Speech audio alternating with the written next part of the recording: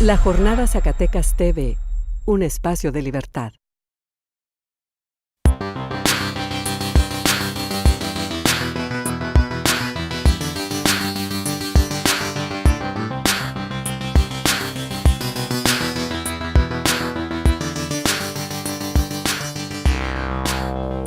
Bienvenidos a su programa Sinergia, este programa de análisis de la sociedad, la economía, la cultura de esta casa editorial, La Jornada Zacatecas TV. En esta ocasión, dado que tuvimos los resultados de las evaluaciones estandarizadas para los bachilleratos, con la prueba llamada PLANEA, es Plan Nacional de Evaluación de Aprendizajes, los bachilleratos zacatecanos en general salieron con muy baja nota. Y para eso vamos a analizar el tema de la calidad educativa, qué es lo que está ocurriendo, por qué y qué es lo que podemos hacer para elevar esta calidad del bachillerato zacatecano, especialmente en dos de sus vertientes que ahorita los vamos a ver. Para eso tenemos como invitados para el día de hoy al maestro Felipe Correa. Gracias, Marco. Un connotado universitario y de las personas o de las personalidades que más sabe del tema.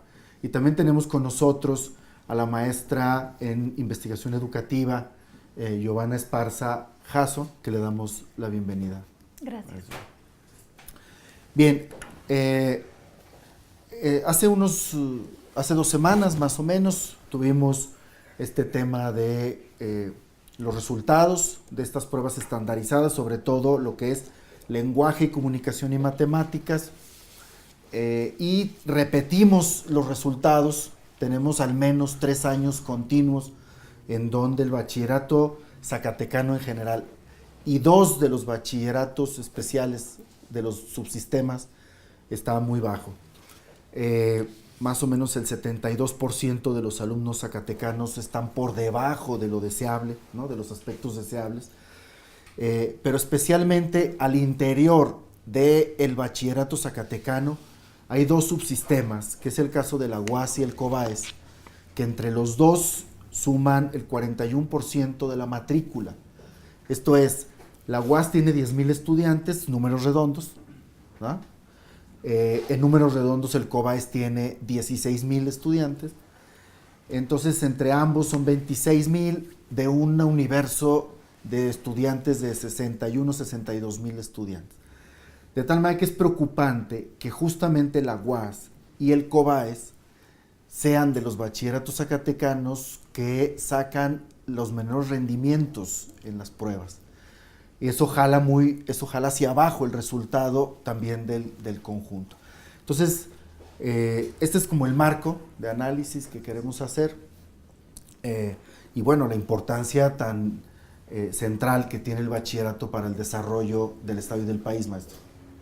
Sí, yo creo que hay que ver la evaluación, en este caso de PLANEA, desde diferentes enfoques.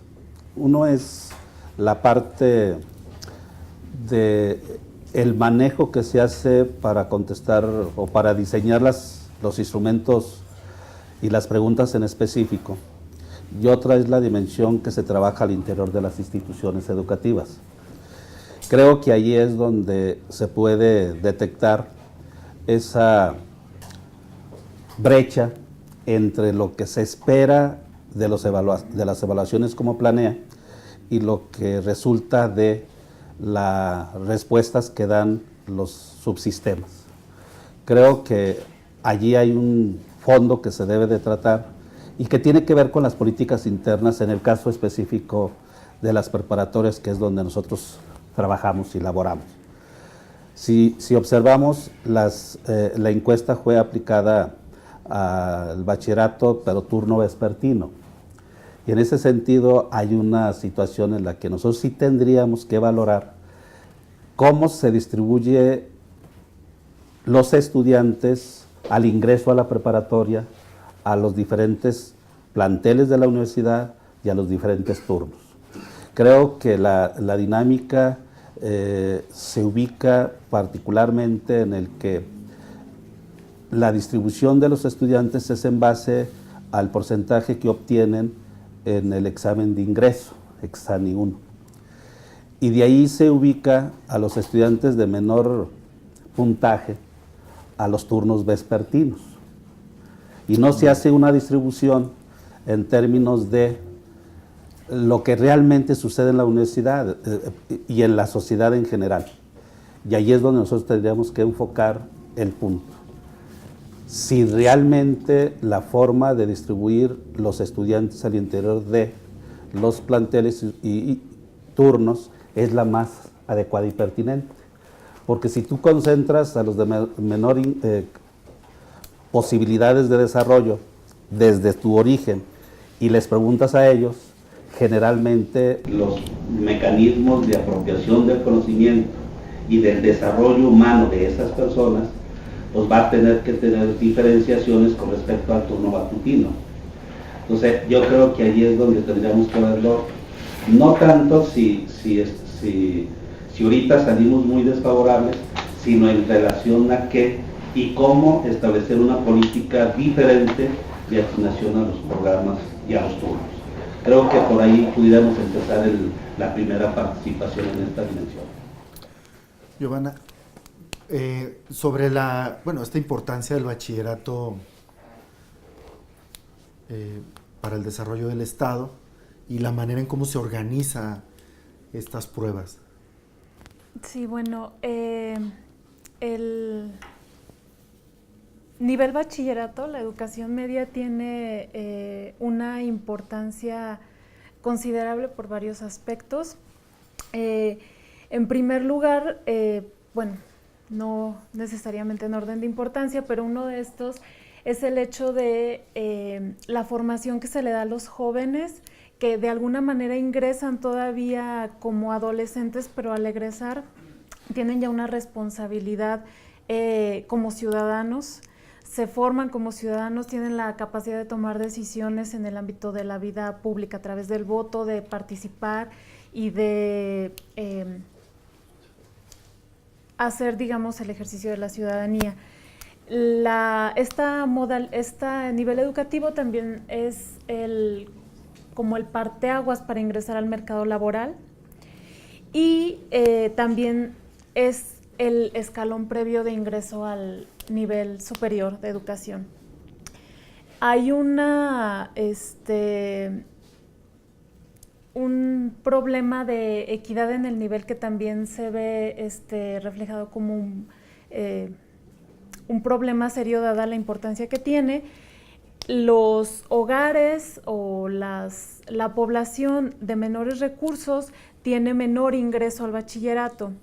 De acuerdo a la encuesta nacional de ingreso-gasto del 2005, de los jóvenes que ingresaban al bachillerato del decil más bajo era aproximadamente el 13.5%, en tanto que el decil más alto ingresa el 100% de los jóvenes a bachillerato.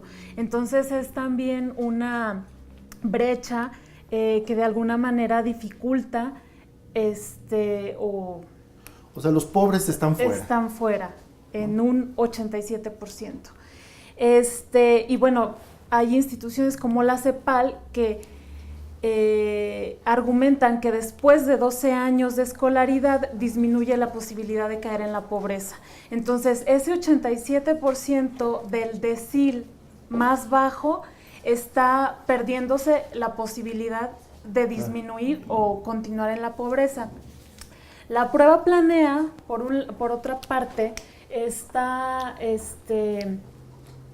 diseñada justamente para medir más que contenidos, competencias dadas en el marco que se desarrolló de la Reforma Integral de la Educación Media Superior del Sistema Nacional de Bachillerato. Entre las competencias son competencias disciplinares básicas. Están, por ejemplo, en matemáticas, formular y resolver problemas desde diferentes vías, argumentar cómo se soluciona un problema. En ciencias, interrelacionar ciencia, tecnología, fundamentar opiniones, decidir sobre el cuidado de la salud propia, interpretar la realidad social o interpretar un texto. Entonces, lo que se evalúa desde esta prueba, que es una prueba estandarizada y que tiene limitantes también por el hecho de ser una prueba estandarizada, son competencias elementales, que es preocupante que estos jóvenes no las obtengan, porque básicamente son en dos campos disciplinares: lengua y comunicación y matemáticas. Entonces, por un lado se obstaculiza cierto nivel de razonamiento, la comprensión elemental de situaciones de la vida cotidiana, pero también se limita mucho las posibilidades de los jóvenes de tener un desempeño adecuado en la educación superior. Entonces tenemos para el tema de equidad un doble problema.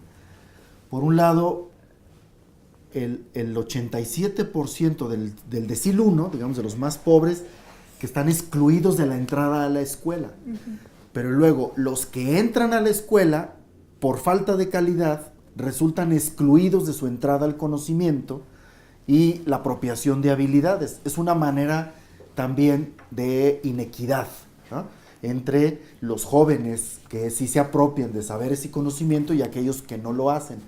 Entonces el porcentaje de los que realmente entran al bachillerato y aprovechan, tienen buen aprovechamiento, pues se reduce aún más, y eso para el desarrollo del Estado para el Estado de Zacatecas y del país, pues es algo gravísimo, dada la importancia estratégica que tiene el bachillerato para el desarrollo.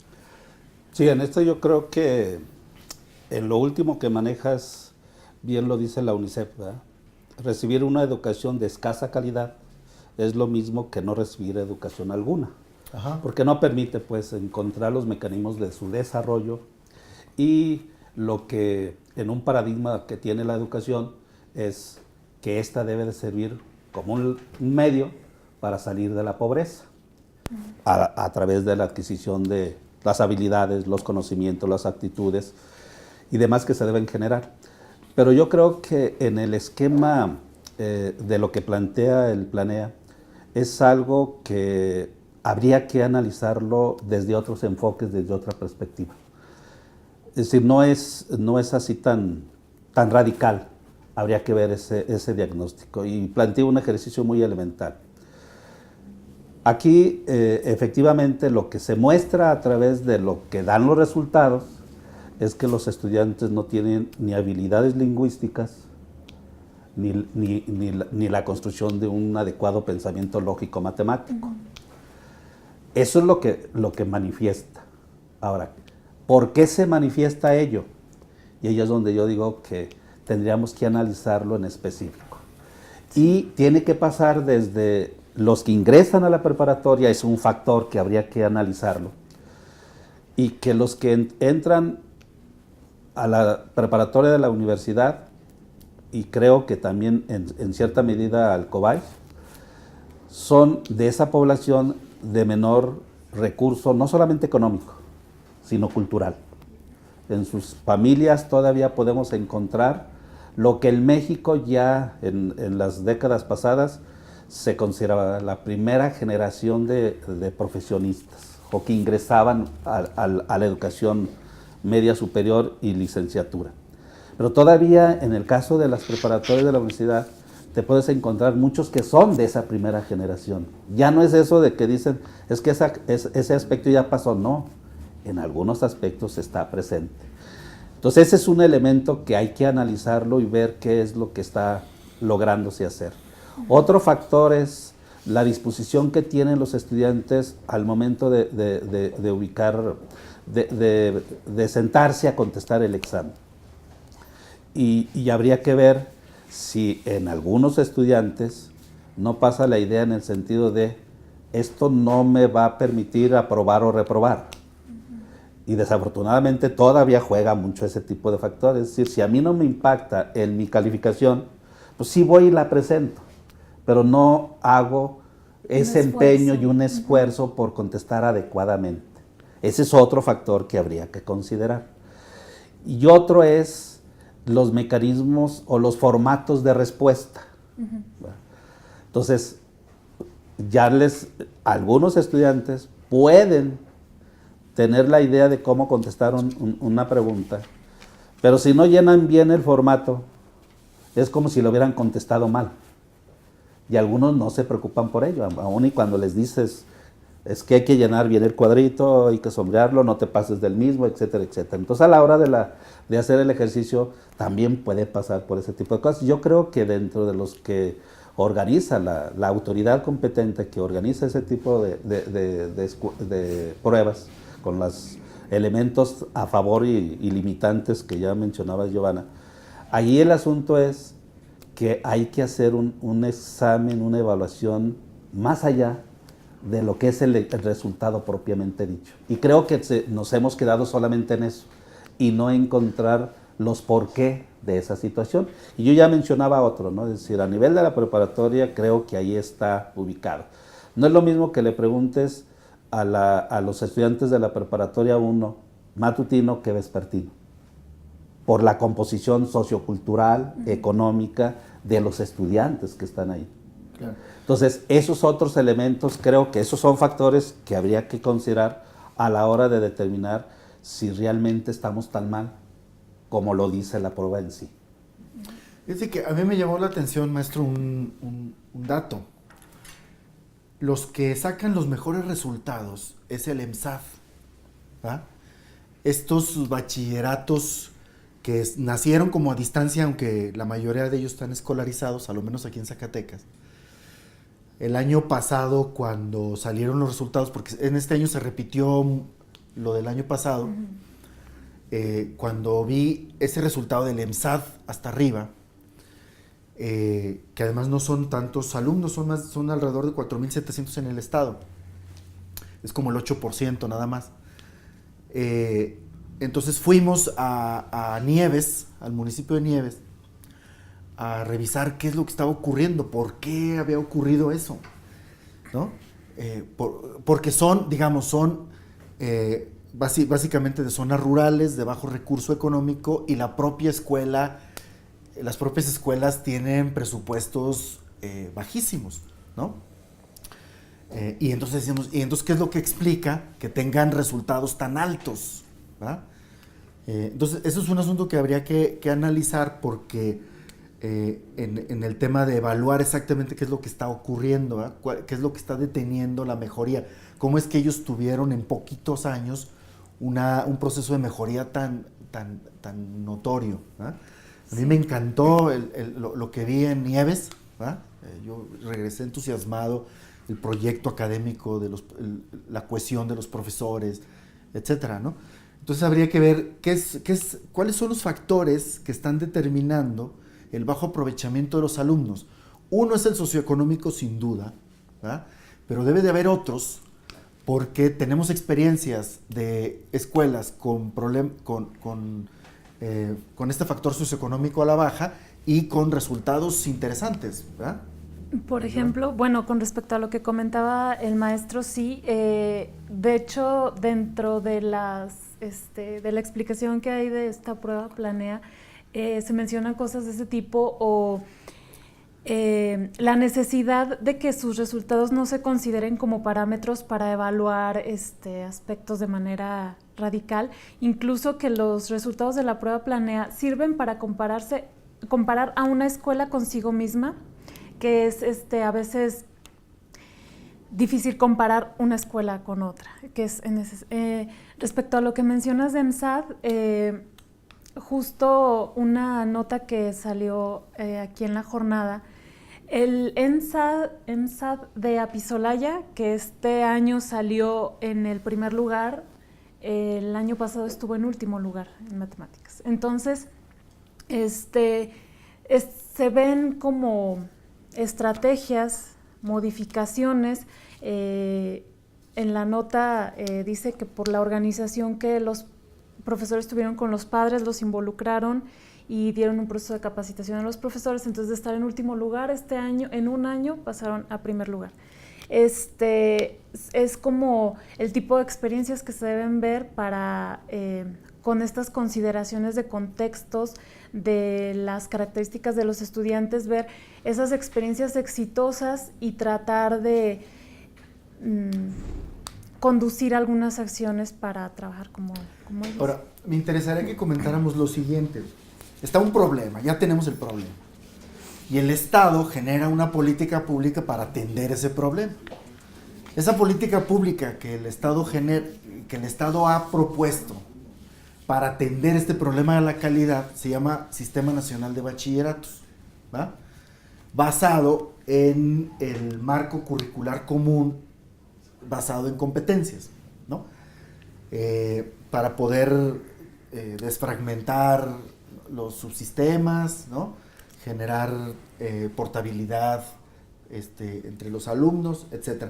Entonces, esa es la estrategia, ¿no? del Estado. El Estado dice, hay un problema en el bachillerato de calidad y respondo poniendo este Sistema Nacional de Bachillerato con el enfoque de competencias. Dado que en el supuesto de su hipótesis causal de esta propuesta es que el escolasticismo de las escuelas, esto es estas escuelas en donde se preocupan por la memorización, por enseñanzas librescas, de que aprendan los exámenes, centrados en las calificaciones. Este asunto, por ejemplo, esta actitud de los alumnos que están centrados en el tema de calificación y algo que no tiene calificación no lo atienden, eso es una formación de una actitud escolástica de la educación. Y la idea de competencia es justamente desescolastizar, digamos, la enseñanza, el proceso de enseñanza-aprendizaje. Entonces, la pregunta ¿es una buena estrategia o no la del Estado, ¿verdad?, respecto a este problema? Sí, yo quisiera, recuperando un poco el último comentario, Giovanna, yo creo que sí, efectivamente, algo está mal. No es así tan absoluto en cuanto a lo que resulta el planea. Algo está mal. Y creo que sí, cuando uno se mira a sí mismo, es en términos, yo lo ubico como un deportista de alto rendimiento, ¿verdad?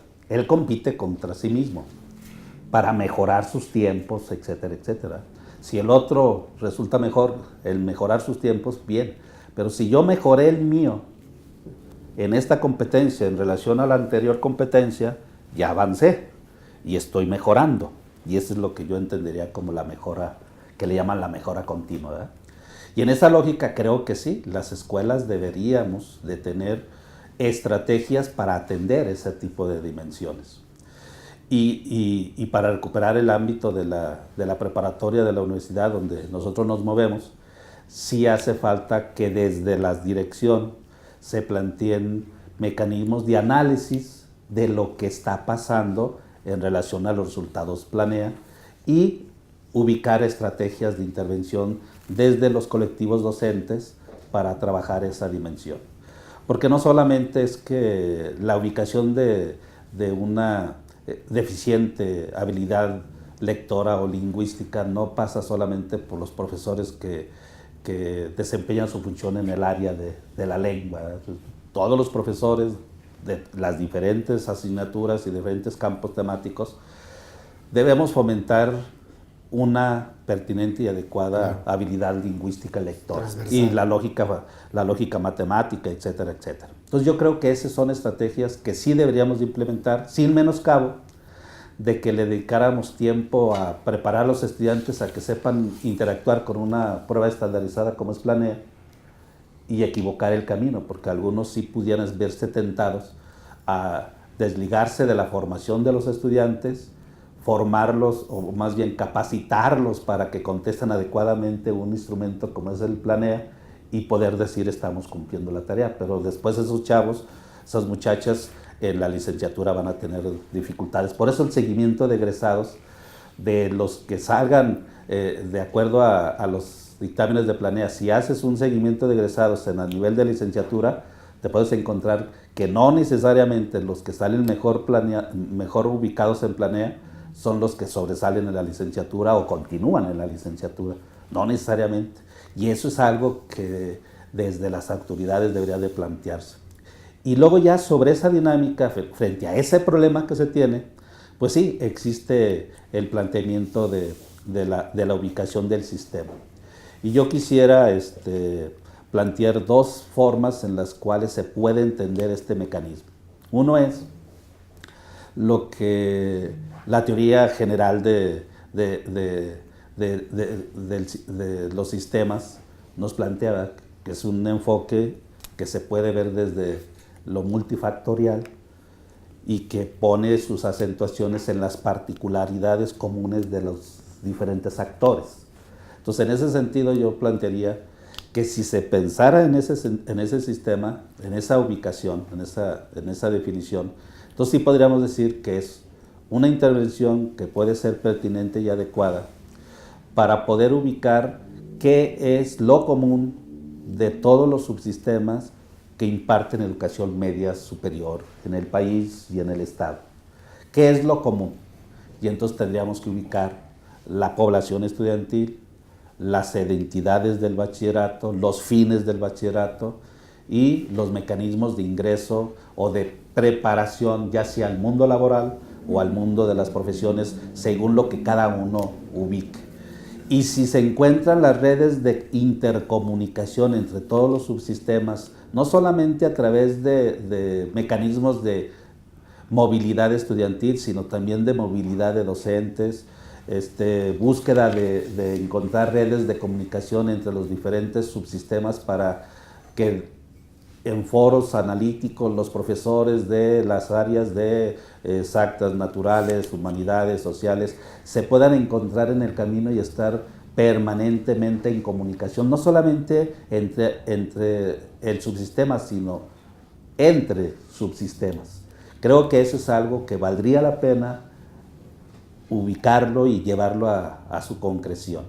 La otra, ubicar el sistema, que puede ser desde las mismas autoridades que son las encargadas de operarlo, que lo vean solamente como un mecanismo administrativo.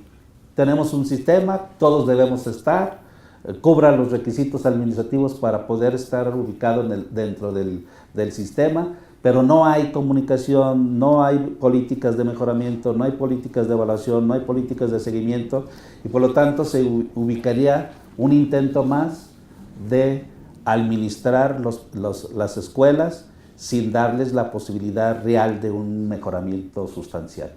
Creo que en este momento la disyuntiva está en esa situación. ¿Podemos transitar a un verdadero sistema educativo nacional o ser otro intento más de control administrativo y a lo mejor hasta político, ¿verdad? Entonces, ese es un asunto que todas las escuelas debemos estar pensando para llevarlo a cabo en el ámbito de si realmente el sistema va a ayudar a fortalecer la calidad educativa y por lo tanto atender los problemas que ahí están presentes, ¿verdad? Claro, está la discusión sobre el tema de lo común, en esto del marco curricular común que plantea el Sistema Nacional de Bachilleratos. Entiendo que esta área común no tomaron la hipótesis de los troncos comunes, que eso quedó desechado. También quedó desechado la idea de homologar planes de estudio. O sea, y se adoptó la idea de un sistema de competencias como área común, ¿no? O sea, un sistema de competencias no significa homologar planes de estudio, o sea, permite la diversidad de planes de estudio, ¿no? Y permite la diversidad de enfoques y proyectos propios, de tal manera que las escuelas pueden construir sus proyectos propios con identidad desde sí mismos, con sus propios planes, y participar del sistema nacional por el concepto de competencia. Giovanna, ¿no? Sí, bueno, sí, hay un diagnóstico en el momento en el que se hace la propuesta de la reforma integral de la educación media superior y un sistema nacional de bachillerato que se desprende de esta. El diagnóstico básicamente consiste en tres retos. Uno de estos agrupa cobertura, calidad y equidad de la educación media superior, que la educación media superior tiene una cobertura aproximadamente del 50%, considerando a los jóvenes que deberían entrar, que es muy baja. si la comparamos con la educación básica. La equidad referida justamente a la adquisición de ciertas competencias que son necesarias para la vida diaria o para el desempeño laboral o para ingresar a la educación superior y que se desarrollan en este nivel, y la equidad, que es el elemento que ya comentábamos de cómo hay una dificultad de los sectores más empobrecidos para continuar en este nivel. Otro problema del diagnóstico es que el bachillerato en mucho no responde a la preparación de los jóvenes para el mundo actual, para una sociedad del conocimiento, una sociedad que requiere una comprensión del mundo de manera distinta como era antes, y atender las características de la población adolescente que ya comentaba el maestro, que les parezca relevante y que les dé herramientas para formarse en cuestiones tan básicas como el cuidado de sí mismo. Entonces, ante este diagnóstico se hace una serie de propuestas que justamente van también buscando facilitar el tránsito entre los subsistemas, que si un alumno está en uno pueda cambiarse al otro, pero también que tanto los jóvenes como las instituciones de educación superior o el mercado laboral puedan tener expectativas respecto a competencias que todos, independientemente del subsistema en el que hayan estudiado, adquieran al egresar, de comunicación, de convivencia, de habilidades matemáticas, sociales y demás. Entonces, en eso consisten las competencias del marco curricular común, justamente para de alguna manera proporcionarles las herramientas necesarias a los jóvenes y además actores educativos también tener unas nociones o esperar, digamos, lo mismo respecto a la formación. Y bueno, ha habido como la característica de las políticas públicas que se diseñan en educación, un diseño que ha reclamado la participación de los actores, pues, de los profesores, de los directivos, de todos los integrantes de los subsistemas en la propuesta, no que sea una política impuesta, una política que tiene ciertos lineamientos administrativos, como comentaba el maestro, sino una propuesta construida, consensada, que tiene bondades ya desde el momento que busca de alguna manera dotar a todos los estudiantes de este nivel de estas competencias, pero pues sí está el reto de la implementación. A ver, para ir cerrando, me gustaría ir cerrando sobre el tema de qué es lo que hay que hacer.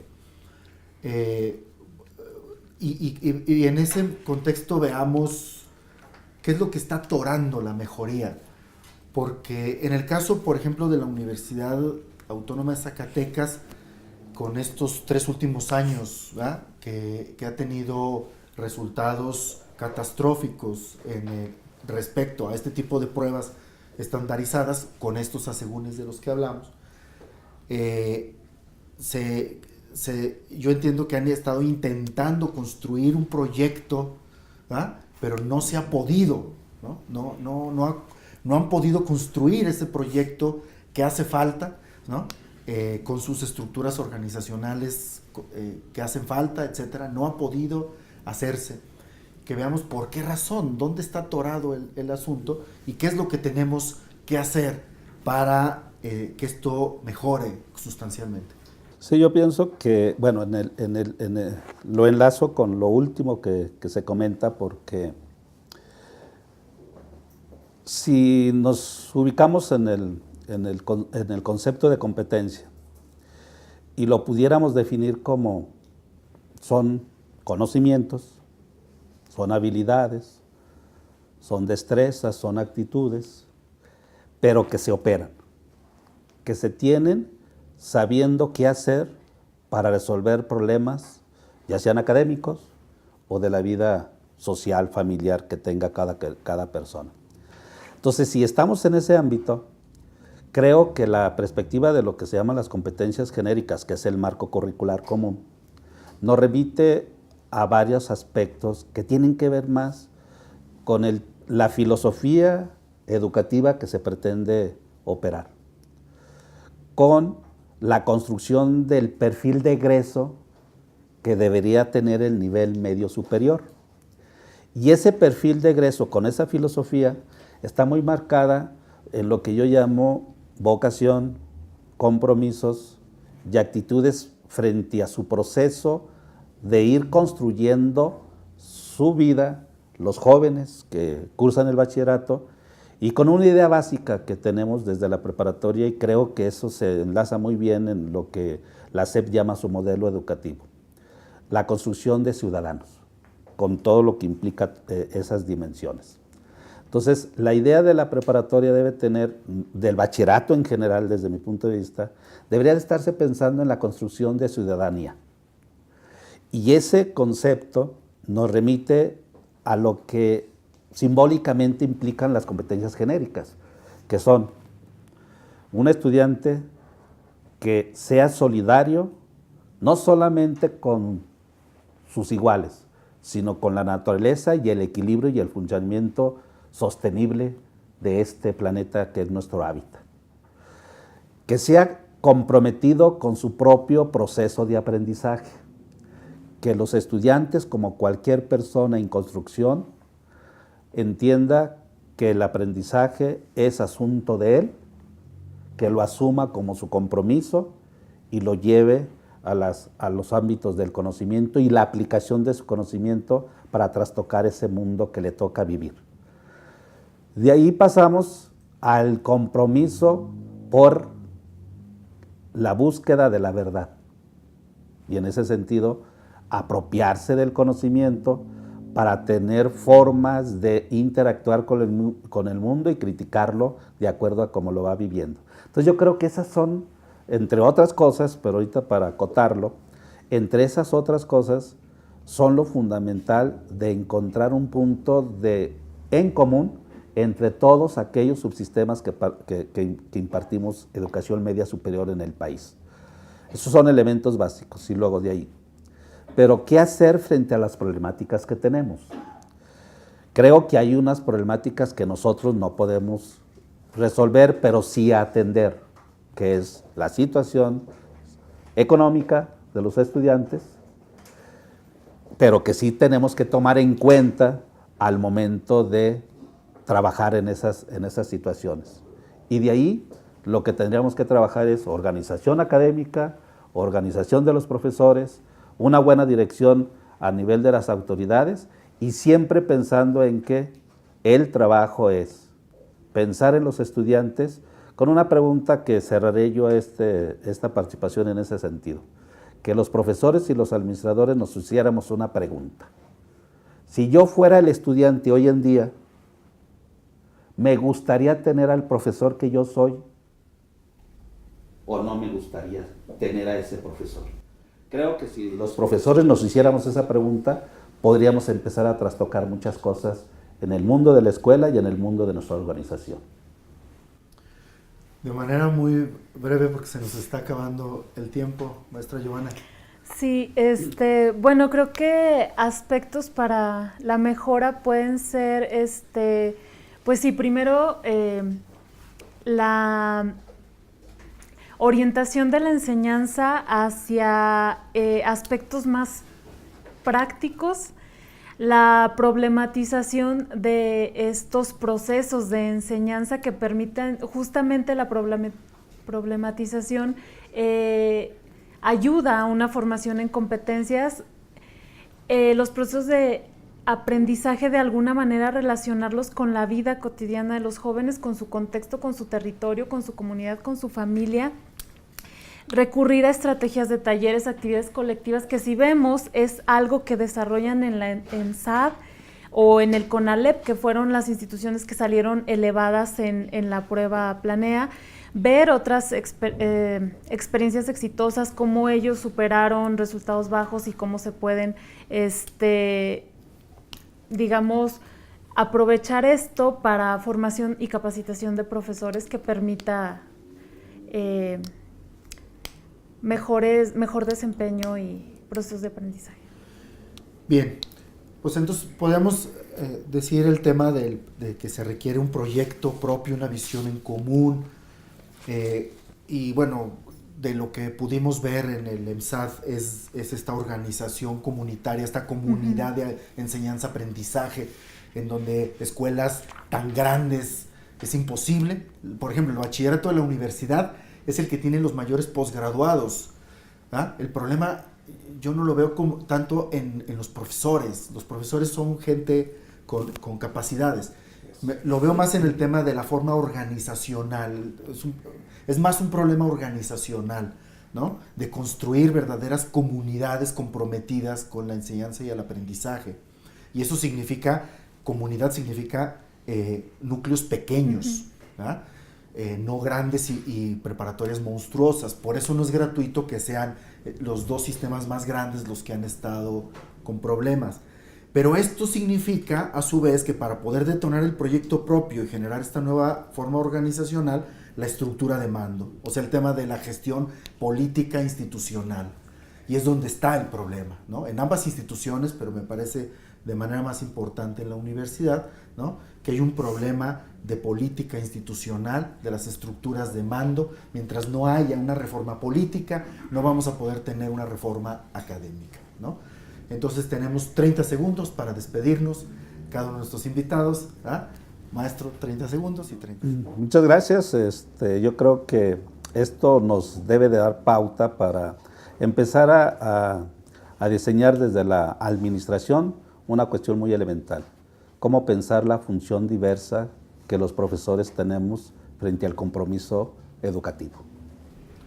Sí, igual, creo que sí es un aspecto importante el organizativo. Cuando yo hablo de capacitación de los profesores, sobre todo en educación media, me refiero sobre todo a aspectos didácticos, que son profesores que tienen formación profesional sólida, posgrados y demás, pero no es lo mismo tener esa formación que los mecanismos para poder llevar a cabo procesos de enseñanza y aprendizaje exitosos. Bueno, con esto damos por concluido nuestro programa. Se nos fue como agua el tiempo. ¿Ah? El tiempo es un río que no se para. Entonces, iniciamos con eso el tema. Seguramente haremos algunos otros sobre el mismo particular, porque tiene una relevancia de primer orden para el desarrollo, el bachillerato. Es todo. Hasta luego.